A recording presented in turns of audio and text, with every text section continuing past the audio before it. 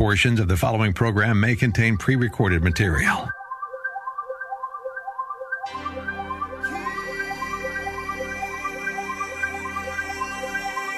This is America First, and here's your host, Dr. Sebastian Gorka. If you're fully vaccinated and can take your mask off, you've earned the right to do something that Americans are known for all around the world. Greeting others with a smile. With a smile. Do you recognize that voice? Allegedly, that's the President of the United States telling a lie, saying if you get vaccinated, you don't need to wear a mask. We watch members of his administration with their second, third, 48th booster shot wearing their masks. It's all very bizarre. Let's talk to somebody who has been on the front line of separating not just fact from fiction, but propaganda from the truth. He's a regular guest here. He is a very, very brave individual, president of American Commitment and the Committee to Unleash Prosperity. Phil Kerpen, thank you for coming in studio for One-on-One. My pleasure. Great to be with you, Dr. Gorka. So, Sebastian, please. Sure. Phil, let's start at the beginning. We have time to go through all of, not just the health policy idiocy, the abuse of our bodily sovereignty, but also the economic and psychological consequences. But let's start at the beginning. You came to my notice because you were doing something very, very untoward. You were daring to question the statistics for COVID fatalities, and you were going state by state.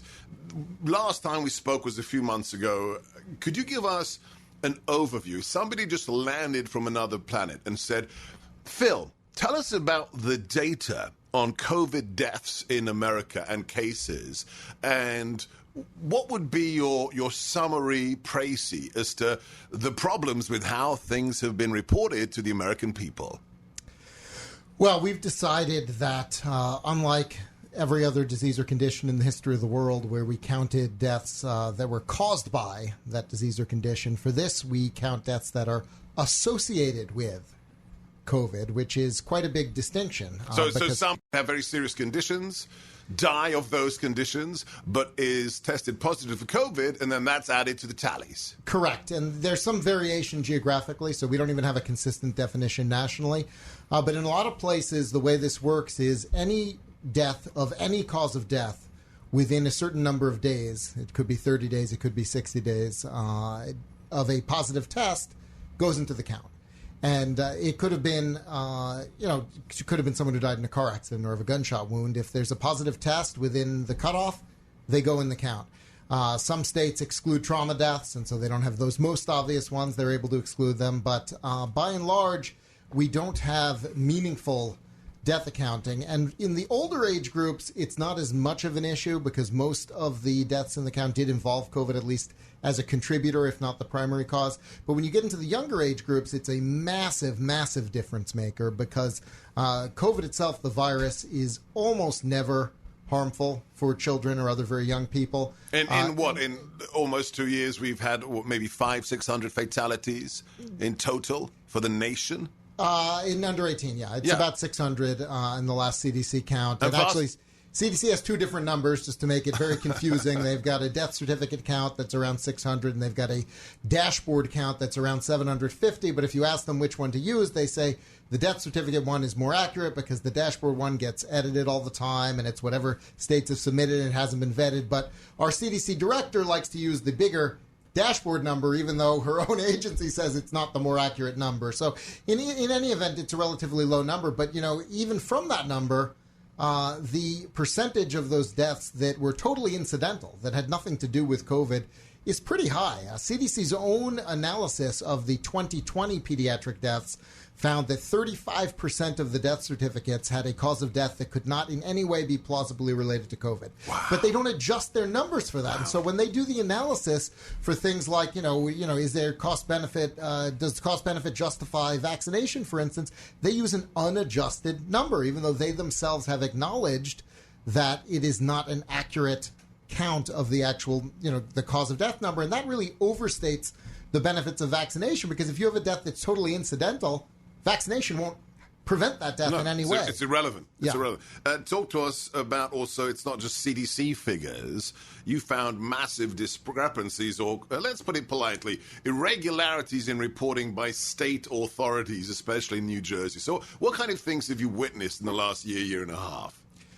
Well, a lot of the states have been caught underreporting or misreporting in a variety of ways. The most famous was probably New York State. When Cuomo was governor, they had such a substantial undercount that the day that Governor Hochul took over, she changed their count by 12,000 deaths. She increased the number of COVID deaths in the state by 12,000 because they were underreporting their deaths.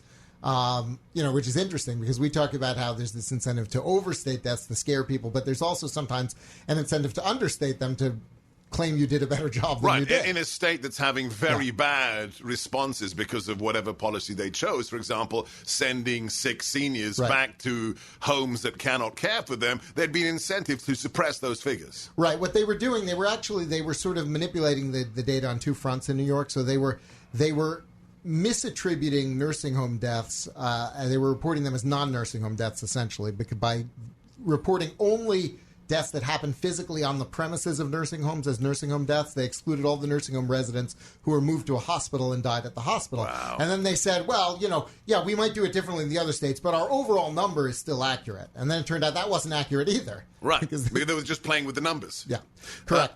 By the way, Cuomo was not the only governor who did that. No. The same policy in New Jersey was one of the reasons that Phil Murphy barely hung on for his reelection, and the second most powerful Democrat in the state, Steve Sweeney, lost to a truck driver who just basically knocked on thousands of doors and ran a grassroots campaign. It was one of the major issues. He said, look, Steve Sweeney was King Murphy's court jester, essentially. He did nothing while all this was going on. Yeah. And we've got more re-elections next year where that's going to be a central issue. So we have Pritzker in Illinois, who had the same policy. We've got Tim Walz in Minnesota, who had the same policy. And we have Gretchen Whitmer in Michigan, who had the same policy. So they've got 3 Democratic governors standing for re-election who sent highly infectious patients back into nursing homes. Now, let's try and you are crunching the numbers. You've been on top of this, Phil, since the get-go. And I have to ask the question, why? What are the varieties, the scenarios of why things were underreported or overreported? Let's deal with one of them. Was there or was there not a fiscal incentive to over-report COVID deaths? Were there monies accrued from federal sources or elsewhere, which meant a hospital, a healthcare conglomerate would make money out of inflating figures? Or are there other reasons? Well, hospitals definitely had a big financial incentive to add COVID anytime they could. And I don't think they did so in a fraudulent manner per se, but I think they were incentivized to be as aggressive as they could on attribution, because anytime you had COVID anywhere in a patient's chart, Medicare paid you 20% extra. There's a 20% bonus under the CARES Act. And there were also per patient bonuses if you reach certain levels, because the way they structured that bailout. That's no longer the case, but they had a couple of tranches of bailout funds where you need to have a certain number of patients by a certain date. And so they had a very strong incentive. And so I think one of the things that happened is, there are a lot of different ways you can set up these tests. And some of them are more overly sensitive than others. And so there's some strong positives where someone definitely has the virus, they have active virus. And then there's sort of these borderline ones where you might have an old remnant or you might have old dead virus or what have you. And depending on how you calibrate the test, you can generate a lot of those sort of borderline or sort of, deceptive, sort of weak positives. And I think all the hospitals basically told their testing centers, give us a lot of positives or we'll find someone who will. And I think that's why we had, a lot of the borderline or weak positives were counted because of that financial incentive. There is still an ongoing financial incentive from FEMA on deaths. If COVID appears on a death certificate, you can get $9,000 towards your funeral expenses. And so I think what we may be seeing now is... Hang on. A family gets $9,000 from the state? From the federal government, from FEMA. Wow. Yes. That's incredible. Right. So imagine... That's more than you get for funeral expenses if your loved one dies on duty in the military. That's incredible. I didn't know that. That's an interesting comparison. Yeah. But think about the incentive here. If you've got a medical examiner who feels in any way justified in putting that down, think of the favor you're doing for the family. And so, I think that we definitely have some over-reporting because of that ongoing incentive. Absolutely incredible. Mind-blowing, mind-blowing. We're just scratching the surface. You've got to follow this man at Kerpen on Twitter, Kerpen. Dazzling information on what really is going down in America. So many aspects of what we are witnessing. Fear, a zero-risk tolerance culture, the pecuniary, the financial incentives, and of course, just the idea that the more you inflate this, the more power will accrue to the state or to the nation in terms of political power. I'm Sebastian Gorka. This is America First, coming to you live from the ReliefFactor.com studios. Don't forget to subscribe not just to the podcast, wherever you get your podcast, look for my name and America First, but also our video channel where we live stream the show every day and post all our one-on-one interviews, segments, and monologues. Go to rumble.com/Seb Gorka. That is the First Amendment alternative to the fascistic YouTube channels. Go instead to rumble.com/SEBGORKA. Back with Phil after this break.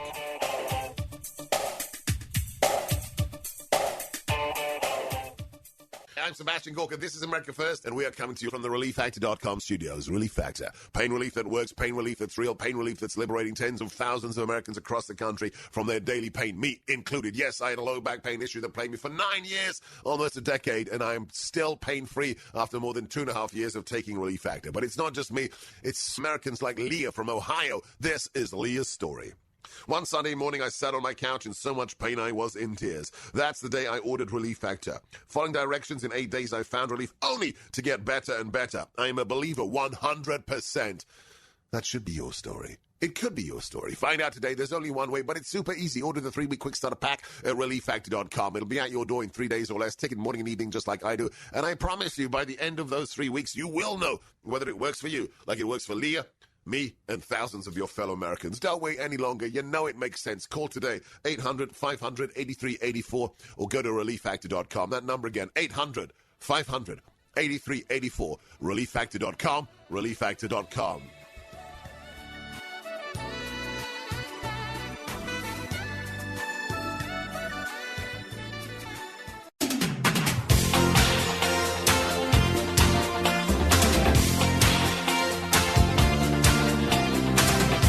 The most awesome pipes in talk radio, Sebastian Gorka. We are back with the president of American Commitment, Phil Kerpen. Phil, it's not just the statistics that are problematic and that have been played with, have been exploited, undermined. There's also the semantics. There's the definitional, the rubberizing, the playing with the definitions. One of the ones that first struck me was the way case was used, the word case. If you talk to medical professionals, if somebody catches a virus and doesn't even know it, but tests positive, they don't call that a case. A case, historically, in terms of praxis, usage of the word, was an individual who got sick and had serious consequences either in hospital or out of hospital. I did a bit of research myself. I've looked at medical publications for decades. That's what cases meant. Under COVID, case has become anybody who tested positive. Isn't this another statistical problem? I think it's a huge problem. And frankly, the World Health Organization, of which I'm not a fan, but at least on this, they have it, I think, right, although no country, to my knowledge, actually follows them on it. Their case definition includes pneumonia on a chest x-ray. Wow. Their case definition includes a positive test and a confirmatory chest x-ray. I don't think any country actually follows the official. So that's the requirement. That's the case definition from the World Health Organization, yeah. And the interesting thing to me about that is when you look at the death data in particular, only about half of the death certificates for COVID have pneumonia listed. That's fascinating. So, is it that some of the people filling them out don't bother to write it because they think it's entailed in saying COVID? Maybe. But there's also a steep age gradient. The youngest deaths are the least likely to include pneumonia. And so the pediatric deaths, only about a quarter of the death certificates have pneumonia listed. And if you look at prior praxis, if you look at trend lines, if you look at other seasonal maladies, isn't there still this somebody raised this question, and it seemed to just drop by the wayside. Is there a plausible explanation why nobody caught flu last year in America? Could this all be wrapped up in misdiagnosis of COVID? I don't think it's a misdiagnosis. I think that it's a phenomenon called viral interference or viral competition. And then what basically happens in the virome when there's a new, totally dominant pandemic virus like COVID is it sort of elbows the regular ones out of the way because it's more contagious, it spreads more readily, and therefore the other viruses really can't get off the ground in terms of epidemic spread because if somebody gets them, they're not going to be able to spread at a rate that's competitive with the dominant virus. And if you look kind of at what happened over the course of this pandemic, it actually happened the same everywhere in the world, so it didn't make a difference if people were doing masks or doing lockdowns or doing distancing. There's sort of the order of viruses disappearing and reappearing happened pretty much the same everywhere globally, and that is when COVID burst onto the scene and became dominant, all of the other enveloped viruses disappeared. Those are the ones that have basically a lipid shell coating around them. The non-enveloped viruses stayed. They did not disappear. And so the respiratory adenoviruses, which are non-enveloped, and the rhinoviruses and enteroviruses, they were everywhere. And they sort of went up and down sort of opposite to what COVID was doing. So there was competition, but they were in the fight, if you will. But all of the enveloped disappeared until January of 2021 when COVID hit sort of its all-time peak. They started coming back sort of one at a time. So first the human coronaviruses came back, then the para-influenzas came back, and then RSV came back. And we had really everywhere in the world these enormous out-of-season RSV epidemics. It's normally a winter virus. We saw it in the summer. In the United States, saw it in the summer. In Europe, we saw it in the summer. Basically, in Japan, probably had the biggest summer RSV wave anywhere in the world while they were still masking everyone. So it wasn't that masks were let up that RSV came back, even though some people like to have that theory. That doesn't fit with what we saw globally.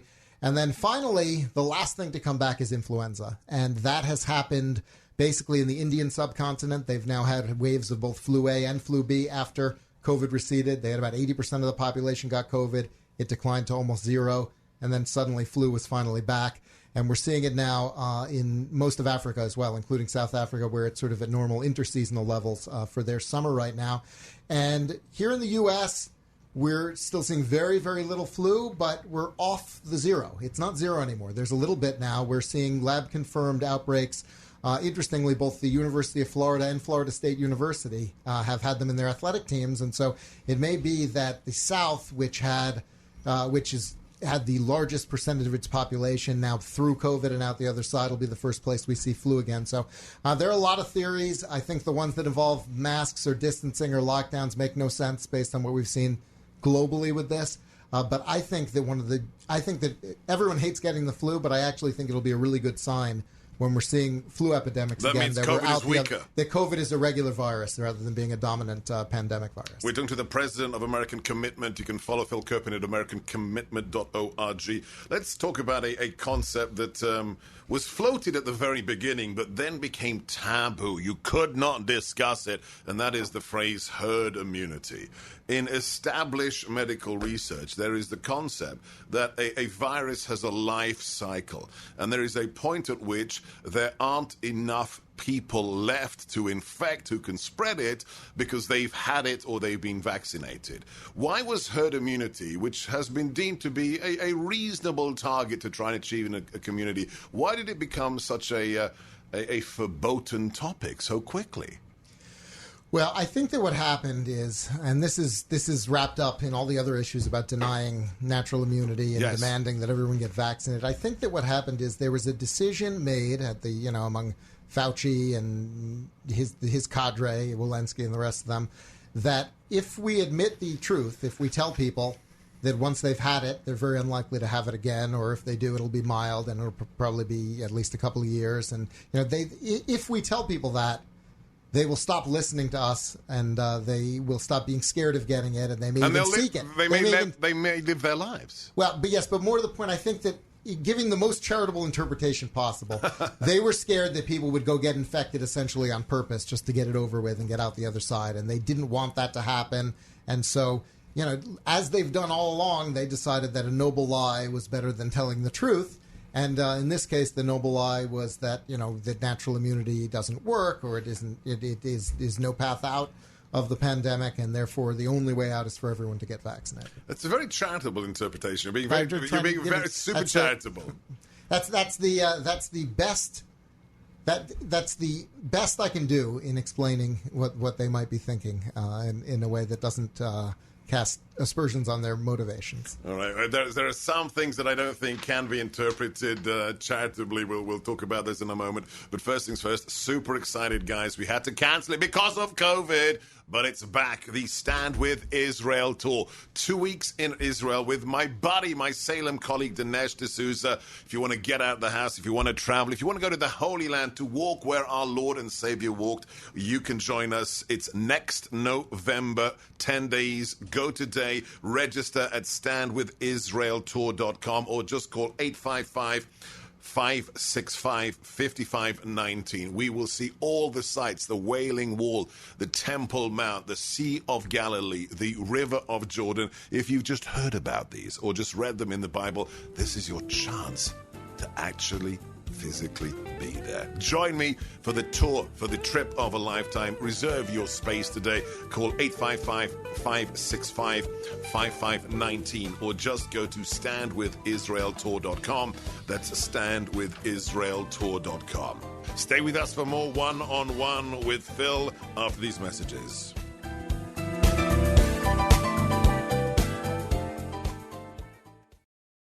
Do you miss President Trump? I know I do.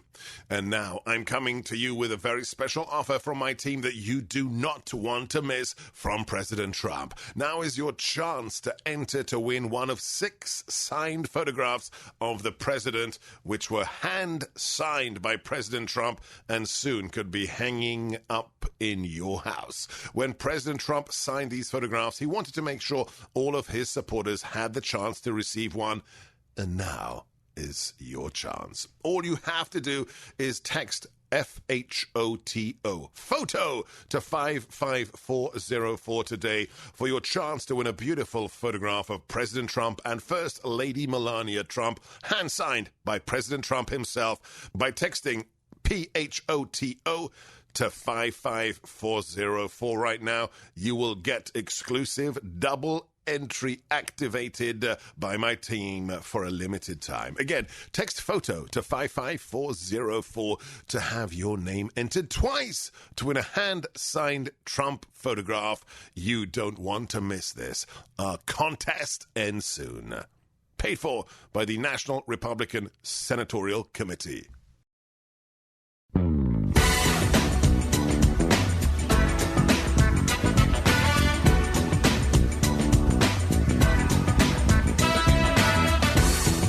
Dr. G is in the house on America First. Welcome back to One-on-One with the co-founder of the Committee to Unleash Prosperity, Phil Kerpin.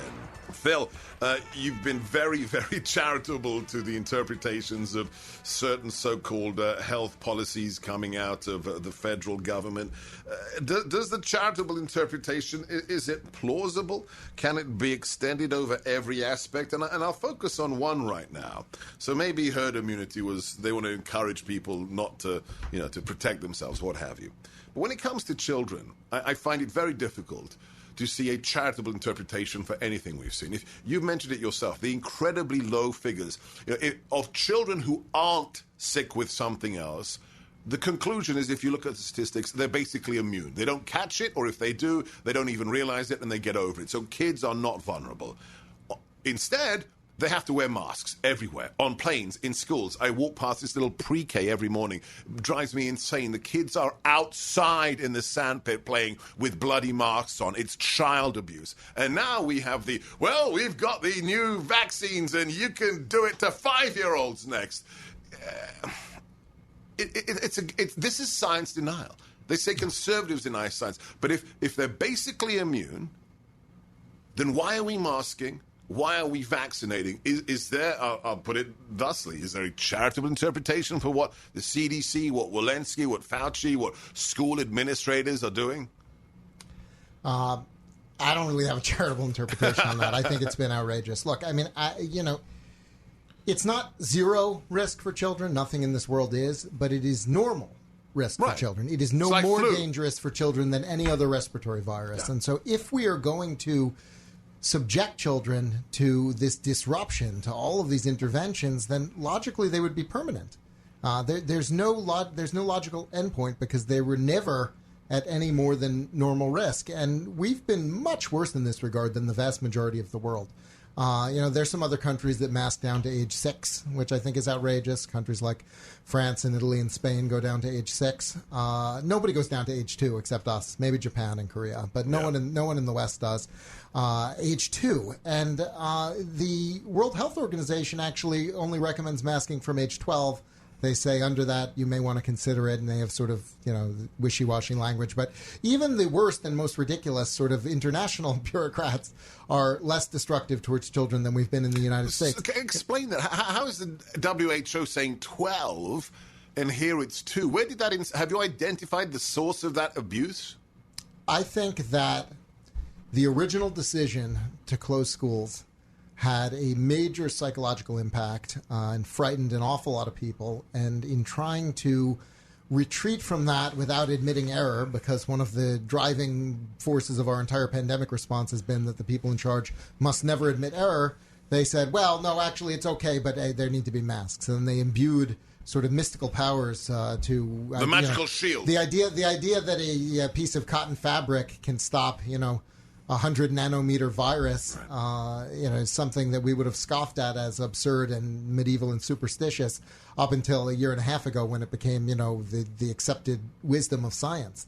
And so, and once you've convinced a large number of people that that's the case, that there's this enormous protective effect, a lot of people want it on their children. And, the people who don't then have to, they deal with the fact that there are loud complainers pushing back on anyone who tries to ease any of this. And I think that's why it's been so difficult to extricate ourselves. And, what I really had hoped and thought would happen is once everyone in the vulnerable population had the vaccine, if they wanted it, we'd say, okay, everyone can go back to normal. Everyone has that. But that didn't happen at all. And instead, we're at this place now where they've said that, they want to vaccinate all the children. And, Sebastian, if you look at the FDA's own slide deck on this, and boys in particular, where the risk benefit is, I think, rather ridiculous. The slide deck that was presented at the FDA says that for every million boys 5 to 11 that are vaccinated, you can prevent 67 ICU visits. However, you will create 57 additional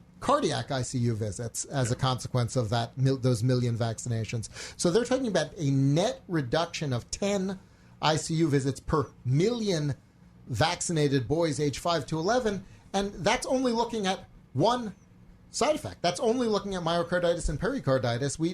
There's always the question of what do we not know? What unknown thing could... So I think the risk-benefit is completely ridiculous. I would not vaccinate children in that age bracket. That said, if a parent wants to, we're still talking about very small numbers per million. So if they want to, fine. That's their decision. When you start saying mandates, when you start saying we're going to mask children who don't do it, we're going to continue all of this indefinitely, it really is inhumane in my judgment. Or punish children who don't. If you're not wearing a mask, you will not be allowed to come to school. That's when it becomes inhuman. Follow this man. Check out all the amazing reporting he has, AmericanCommitment.org, and at Kerpen on Twitter. That's Kerpen.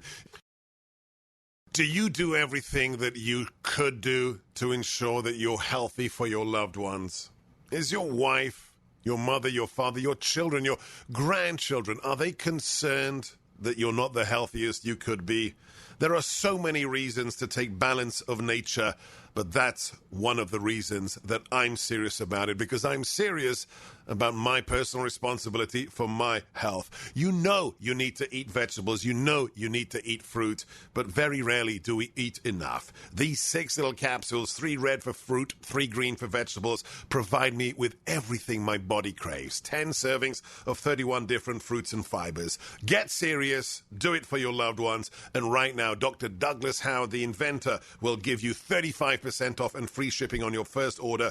Use my name, GORKA. Call 800-246-8751 or balanceofnature.com, promo code GORKA.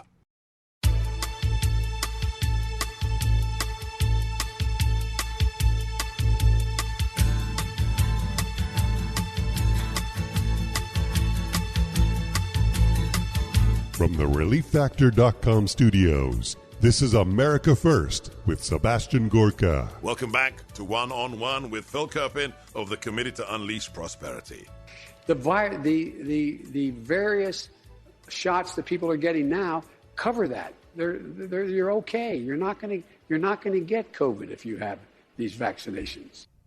Really? Where is your press secretary today, Mr. President? She was vaccinated and she's AWOL. Why? Because she's got the coronavirus. Another example of lies. We're back with Phil Kerpin. He's the president of American Commitment and also co-founder of the Committee to Unleash Prosperity. Comparative analysis is very useful, is it not? Not just between different states, a New York vice a Florida, but between what we're doing and what Sweden or Norway are doing. What is surprising about how other states have weathered the COVID storm? I hate to ever say Bernie Sanders is right, but when I look at what the Nordic countries have done, they've really gotten this right, more so than really any other country, certainly in the West. They've taken a much lower stringency approach, and they've eliminated, I think, all restrictions at this point in pretty much all of the Nordic countries.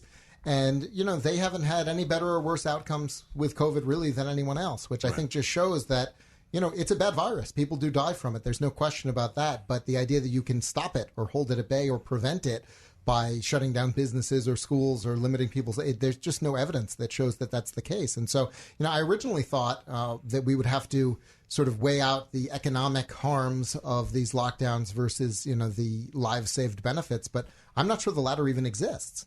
Yeah. You're a co-founder of the Committee to Unleash Prosperity. From that angle, from that perch, will you talk to us about what you are witnessing in terms of the economy in America? And as a result of governors pushing back like DeSantis and Abbott, are we going to see a permanence to a bifurcation? There'll be free states that are opening businesses, that aren't restricting schools, and there are others like New York that will continue their draconian policies. Is that possible? Well, we still have an enormous divide in economic performance between the blue states and the red states, and there's a big gap in employment that has not closed even as the blue states have substantially opened. And the red states got a huge head start on reducing the unemployment bonus benefits. They ended it basically in June and July. It didn't end until September in the blue states. And the big question mark, and so we continue to see this divergence in performance where the red states have been much stronger economically. The big factor holding them back has been labor shortage. There are help wanted signs literally everywhere. Even with some people coming back after some of those benefits were scaled back. And by the way, if this federal reconciliation bill passes, that's going to get much worse everywhere because they're massively increasing welfare benefits across a whole suite of things, housing and childcare and healthcare. And, when you add lots of additional welfare benefits, there's a strong work disincentive associated with that. So if that passes, we'll see another contraction of the labor force. But I think the huge question for sort of the divergent paths of the states is if we have another COVID winter, which we may or may not, I don't think anyone knows for sure, but if we have another COVID winter, will the northern states shut things down again? Or did they learn a lesson? Because remember, they told us that it's not the lockdowns, it's the virus that hurts things economically. That was completely false. Yeah. Florida in the summer had probably the worst COVID wave we've seen anywhere since the original COVID wave in New York and New Jersey. And because they kept everything open, there really wasn't any economic harm associated with it. And so the economic harms all come from the policy interventions. And we've got to see whether they learned their lesson or not. I'm somewhat pessimistic that we will see another wave of lockdowns and restrictions in some of these blue areas. Well, I think you're justified in being pessimistic because of the misrepresentation. If you look at the mainstream media, if you look at politicians in these Democrat states with all these people who are refusing the vaccine, who work for the state or federal government, they continue to use the phrase, Phil, anti-vaxxers. And it has nothing to do with anti-vaccine, in my opinion. This is anti-mandate. And there is a difference between the two. And also, it's not, and the other thing, which my personal physician highlighted for me, and then it's like a bolt from the blue, Damascene moment. It shouldn't be a question of whether or not you're vaccinated. The metric is, are you immune or not? If you've had the COVID, like I have, then I have more immunity than any artificial vaccine can provide me. But this is something that you're not allowed to discuss. Almost every other country that has some sort of vaccine passport or vaccine tracking system accepts proof of natural immunity as a substitute. Right. The United States, T cells, the United States will not. And as I said, I think it's because they think if they do that, people will go get infected on purpose, and they don't want that to happen because there's no, on the merits of it, there's no reason for it. And they've published some really embarrassingly shoddy science to try to defend the idea that vaccine immunity is superior to natural immunity. The design of this most recent one from the CDC is so odd that I'm not even sure what it's really measuring. Right. It was such a self-selected, non-representative group. It was among hospitalized patients who were hospitalized. They created a definition that was like respiratory symptoms or diarrhea or a couple other things. They created this definition of a hospitalized population. Then they said, in this hospitalized population, we've defined having prior infection was more common than having the vaccine. And I don't know what that tells you nothing about the general population, because there's no reason to think that hospitalized population is representative. So it was a very bizarre methodology to try to prove what they claimed it proved. Where do you stand now on things coming out of cdc.gov? Do you have to be triple, quadruple checked? Well, I mean, I've now spent an awful lot of time on that website, and I would say that generally speaking, the data sets are well maintained and useful, but all of the written material is more likely to be wrong than right. The recommendations, the guidelines, and so forth, and often completely unsupported by the actual statistical data. So it's almost like the people who write the narrative guidance and recommendations don't review the statistical data because they seem to be disconnected. But I'll tell you, one of the exercises I did a few months ago is I went through the website and just all the crazy things they recommend that no one ever followed. Like they say that men should have no more than one alcoholic drink. Women should have no more than one alcoholic drink per day, and men can have up to two. And they say, hang on, in connection to COVID? No, just in general, CDC guidance that people have always disregarded. Things like that. Their Zika guidance is still in effect. So, for instance, because of Zika, almost everywhere in the United States, it's on their Zika map. Yeah. They say their official guidance is that you should use a condom every time you have sex for the duration of pregnancy. Oh, my gosh. So they've got things, so when people say, when will they end their COVID guidance, I say, I don't know, when will they end their Zika guidance? Because they haven't ended that yet. Incredible. And the pronouncements of Fauci, where do you stand on the man who said no masks, triple masks? Is this a guy you just ignore? Well, I think that I think he's perjured himself on multiple occasions, and I think that his role in funding the lab in Wuhan should ultimately be referred for criminal investigation. Right. And so I think that given what we know about his role in all of this, he certainly should not be someone who's viewed as an expert. He's someone who should be viewed as a suspect. Oh, my gosh. Now, there's a title. Not an expert, a suspect instead. Emma, my back is killing me. Can you help? Yep, been doing some research. Great, it hurts right here. You need lumbar support. Safa mattresses have advanced spinal zone technology. I was hoping for a massage. Safa is a better solution, Dan. Their mattresses have the chiropractic seal of approval, according to my research. How about a Safa and a massage? Get $200 off your purchase of $1,000 or more at safa.com/200.